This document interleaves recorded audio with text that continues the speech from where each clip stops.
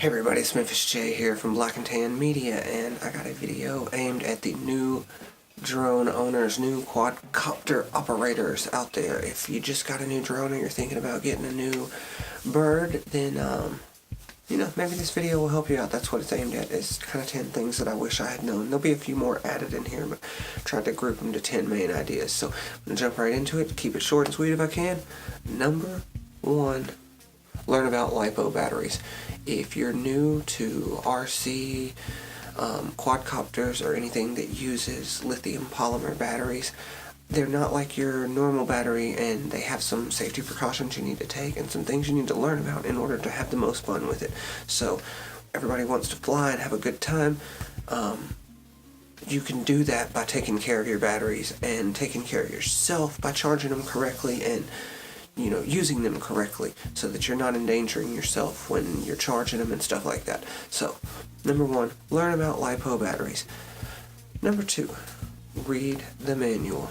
I know this is not the most fun one right off the bat, and it's the last thing you want to do, but if this is your first quad, take time and read the manual. Read it once, and once you think you got it, read it again. Look at it before you just power on and start flying. I see at least once a month somebody say, I just got a new so-and-so, and they could be experienced half the time. They think we know what we're doing, and they just power it on and start trying to fly, crash within the first flight, or have a flyaway. That's the last thing you want to happen with a new drone. So read the manual. And if you've had this drone for 2 weeks or 2 months, 2 years, read the manual again. You may have missed something you forgot about, so it's definitely, it's a good tip for everybody. Read the manual. Number 3, always power on a flat, level surface. If you're going to be out in the field, create one. I have a little piece of plywood that's maybe 2.5 feet by 2 feet, and it's flat, painted. I can set it on the ground, I can get it level, but always power on a level surface. You don't want to have it in your hand unless you have to plug the battery in and set it down before, however your power on sequence. Have it on a flat level surface. You're going to have a better result always.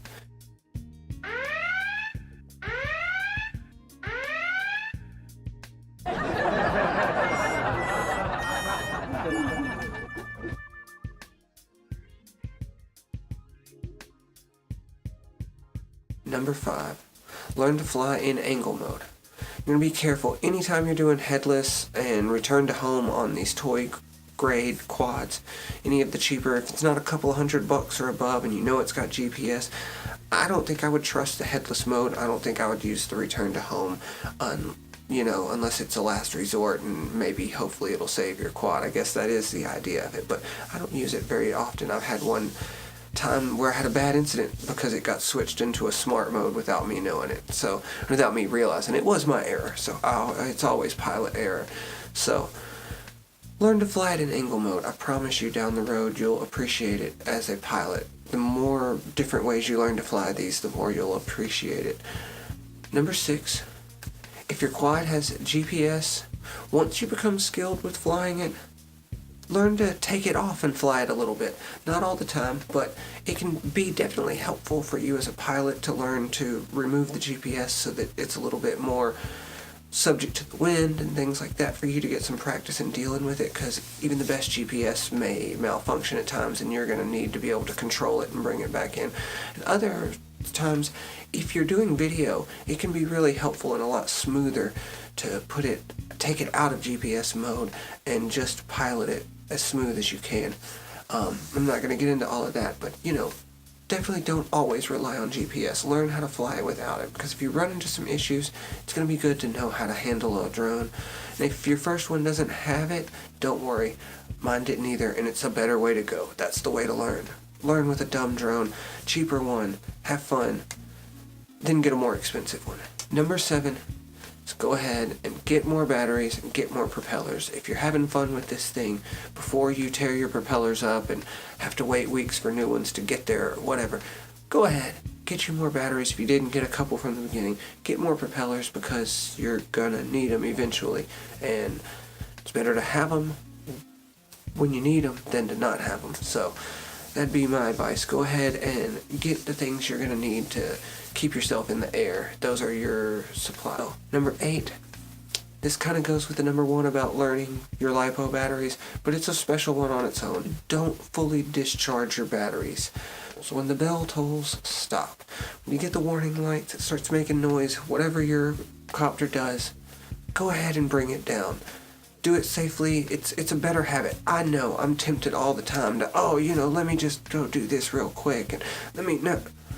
For the betterment of the battery and for the safety of you and operating, especially when you're beginning, go ahead and land it. Charge that battery up. It's going to last a whole lot longer, I promise you, in the long run. So, number 9 is fly within your limits. If you're just getting started, don't try to fly it too high. Don't try to fly it too far away. If you've got a small, mini quad, practice in the house before you take it outside, if it's safe for that. A lot of them are not safe, and that'd be my next tip to add. If you've got a, powerful, nice, lot of money drone that's, it's not made for flying around in the house, except in maybe a professional circumstance where you have to. It shouldn't be flown indoors. You shouldn't. It's a bad idea. I would, take that one outside. But if it's a small one, practice on the inside. It's nice to be able to run into a ceiling every now and then when you're just getting started with the throttle and stuff like that. So, my advice for number 9 is fly within your limits. If you can practice with a simulator before you really get out there with the drone, that's great. But it's not necessary. But no matter what, in the beginning, start slow. Keep it low. Keep it within line of sight. I wonder a lot of times, some of the first things I hear when somebody who doesn't know about them or is thinking about getting into them sees me flying one, some of their first questions are, how high will it go and how far away will it go? And half the time answer as high or as brave as you're willing to let it. Depends on if you want it to come back, So, I definitely think, in the beginning, don't test your limits too early, because I had to fly away with one of my first drones, and it was a horrible feeling. I ended up getting it back a few days later, but, man, no good. To see your thing just flying away, and you're just helplessly fiddling with sticks trying to bring it back. It sucks. Stay within your limits. So, my last tip, number 10, and this is one learned through experience myself.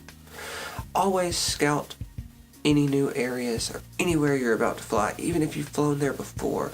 Trees might have grown and things have changed. It was a different time of year. The sun was in a different position. Always, before you power on, before you even get out, look around. Make sure what are things you need to avoid. Things like power lines that you're not going to notice once you get up in the air if you didn't notice them before. They can be kind of hard to spot. But even if you know where the trees are, notice, how the branches are looking. There's stuff hanging out from them. And if you can establish some kind of boundaries to stay far away from, that's much smarter, because I promise you these things, trees just reach out and grab them, and that's the last thing you want to happen with a brand new drone, is to see that thing falling out of the ground or lost in a tree. I'm speaking from experience. It's not a cool feeling. So, appreciate you checking out this video. Hopefully it helped you. Like and subscribe if you're not. We'd love to have you along for the ride. It's Black and Tan Media, Memphis J, signing out.